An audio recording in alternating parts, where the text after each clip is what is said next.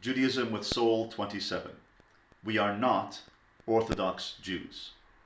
The term Orthodox Jews, or Orthodox Judaism, first appeared in a monthly magazine in 1795 called Berlinische Monatsschrift in Berlin. It was an instrument, an organ of the Enlightenment, the Reform movement, the liberal movement, and they were trying to portray themselves as different or better or reformed from the ancient, out-of-date Orthodox Jews. They called themselves the Reformers, the Enlightened Jews, as opposed to the darkened Jews, the Jews who were Orthodox, conservative, out of date, not with the program. And therefore, I strenuously object to the term Orthodox Jews, even though that has become, in common parlance, the Orthodox Jewish label as being those who observe the Torah. I object to that term because it does not describe or embody who we are. It does not embody the essence of what we stand for or the orientation or direction of our lives. What we really are is Torah Focused Jews. Let me explain.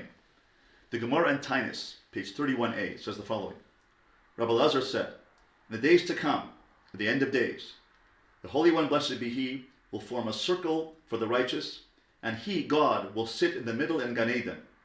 And every one of them, every one of the righteous around Him in the circle, will surround God and say, as the verse says in Yeshaya, chapter 25, verse 9, and it shall be said that in that day, lo, this is our God. They will point to God and say, this is our God.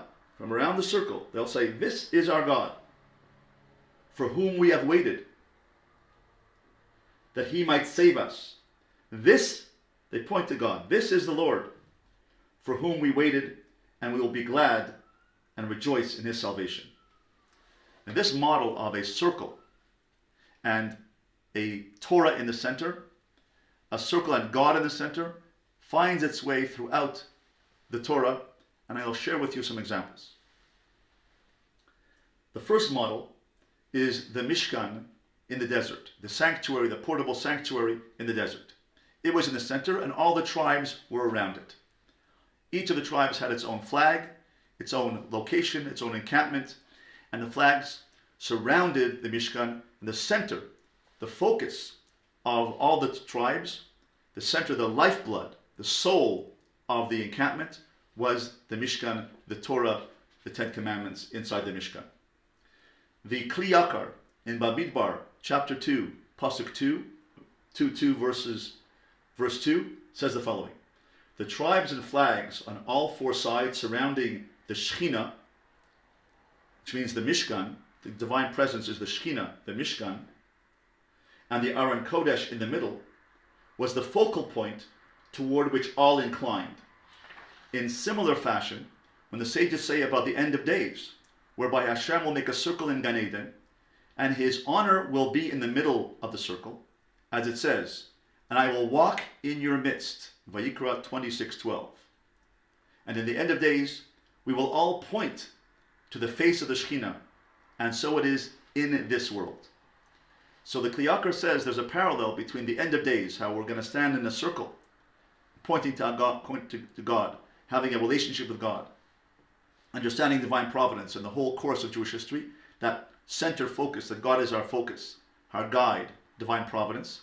And that was embodied in this world when the Jewish people encamped in the Mishkan in the desert around the Mishkan. The 12 tribes encamped around the Mishkan and pointed to the Shekhinah in the middle. They focus on the Shekhinah. The Akedas Yitzchak in Shar 72 says when the nation encamped around the desert, their focus on Hashem means that Hashem is the Tachlis, Hashem is the purpose. And all the 12 tribes, each with their own identity, each with their own contribution, were focused to make that contribution toward God's plan, towards God's destiny, towards God's leadership of the Jewish people through the desert and on their way to Eretz Yisrael.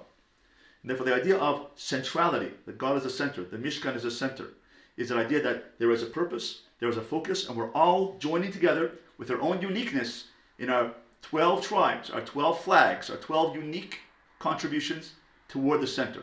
One common purpose, one common goal. The attribute of each tribe is a reflection and expression of the attributes of Hashem. If we have the 13 attributes of God, and each tribe has one of those attributes, and each of us has one of those attributes, then our attributes, our midos, our character is an expression of God's character if we focus on receiving that character from God, that we receive that attribute from God, and we use it in our daily lives, in this world, in service of God, toward the center, towards serving God. Receiving the attributes from God and focusing them on the center, focusing them on the tachlis, which is the service of Hashem. This is, says Rav Moshe, my Rebbe, Rav Moshe Shapira, this is also embodied in the deathbed of Yaakov Avinu. Yaakov Avinu was in the center, and the 12 tribes surrounded him. They surrounded him in the same format, in the same formation as the Jewish people encamped around the Mishkan in the desert. Therefore, the tribes embodied that encampment around the Mishkan, just like the 12 sons surrounded the bed of Yaakov before he died. What happened at that moment? At that moment, Yaakov was about to reveal to them the Ketz Hayamin. He was supposed to reveal to them the end of days, what was going to happen when Mashiach comes. And yet, he lost that nevuah because he thought that there was some psul, some missing link in his sons, in his shvatim, in his tribes, in his children, 12 children, and therefore lost the nevuah, lost the ability to give them the prophecy of the end of days. And he lost it, and the tribe said to him, don't worry, Shema Yisrael, listen, our father Israel, Hashem Elokeinu Hashem Echad. Just as you believe in God, so do we believe in God. Just as your mission, your central focus is God, so is ours. So we have the circle in Gan Eden, and the tzaddikim focus on God. We have the circle of the Mishkan, around the Mishkan, and all the tribes focus on the center, the Shekhinah, the Mikdash in the middle, the Aron Kodesh, and the Ten Commandments in the middle. And we have Yaakov, his sons, around his deathbed, focusing on Yaakov, saying, Shema Yisrael, Hashem Elokeinu, Hashem Echad. So Yaakov Avinu is parallel to the Mishkan. And when we understand the centrality of the Mishkan, the centrality of Yaakov as the progenitor of the 12 tribes, he is the focus, he is the leader, and the Mishkan is the center, and HaKadosh Baruch Hu is the goal, the center, the tachlis. This is called a Torah-centered Jew, a Torah-focused Jew. That's who we are.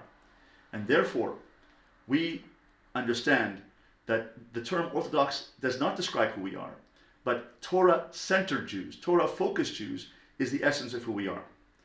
And therefore, when we express the midos of Hashem, we express the midos of God, then we are bringing God's midos into the center, into the world. We are focusing the midos from Hashem and using them in our daily lives. The Pasuk tells us in Devarim 26:17, Es Hashem he'amarta hayom lios lecha le'elokim v'laleches bidrachav v'lishmor chukav mitzvosav mishpatav v'lishmoa b'kolo. You have affirmed Hashem this day to be your God, and that you will walk in his ways and keep his statutes and his commandments and his ordinances and hearken unto his voice. How do we express Torah focus in this world? By taking the midos of Hashem, laleches bidrachav, v'halachta bidrachav, to walk in God's ways, by taking the 13 midos of Hashem, living them in our lives, identifying what midah is our best midah, is our most godly midah, and using it in service of Hashem. Who are you and I? The real part of you and I is the part of us which most resembles God. When we understand that the midos of Hashem are who we are, we are, of course, we have a body, we have livelihoods, we have children, we have families, we have homes, we have cars, but the essence of who we are is our midos, our attributes. Why? Because those attributes are from God. And the part of us which is most like God is the real self. We belong to Hashem. We are deriving ourselves from Hashem. We are outgrowths of Hashem. We are sparks of Hashem. And therefore, when Hashem gave us himself, he gave us, he breathed himself into us. What did he breathe into us? A neshama. The essence of our neshama is our tzelem Elokim. It's expressed through our free will to use our attributes to serve God.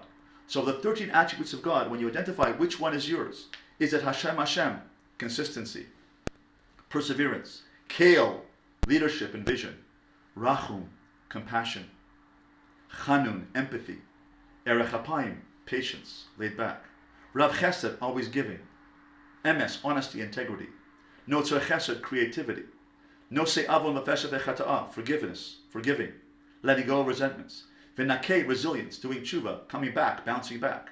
Which one or two of those is your strongest midah? When you identify that midah, that's who you are. Why? Because that's the part of you which reflects God's midos. And in essence, we are an expression of Hashem. What part of Hashem? His midos. How do we know this? That's who He told us. He told us who He is. He told us, Hashem Hashem, Kel Rachum V'Chanun, Erech Apayim V'Rav Chesed V'Yemes, Notzer Chesed La'alafim, Nosei Avon V'Fesha V'Chata V'Nakei. He said, this is who I am. It's not the essence of God, but it is a way in which He expresses Himself. He relates to us through these midos.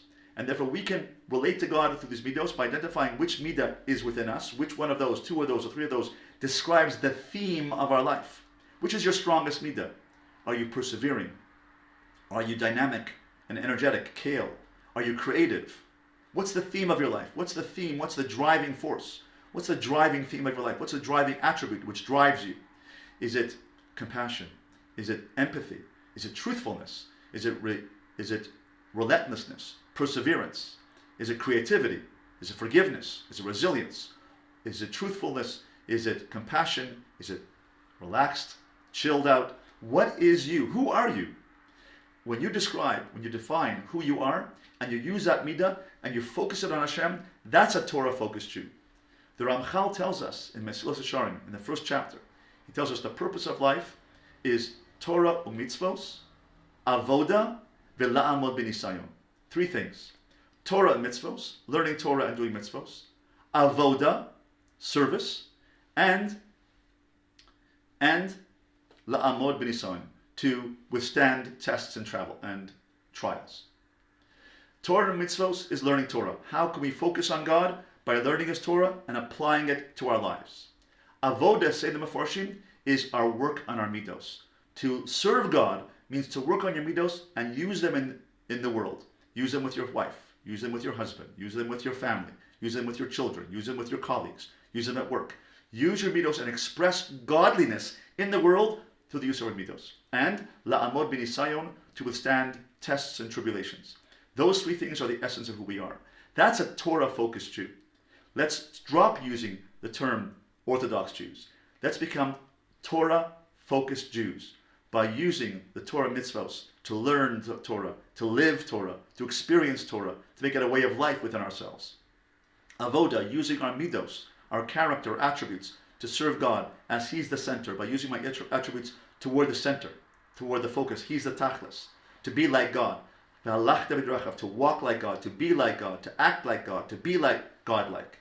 And la'amod b'nisayon, through the use of our mitzvah, our midos, through the use of our attributes, you can withstand tests and trials and tribulations. This is how we can stop using the negative term of Orthodox Jews and become Torah-focused Jews.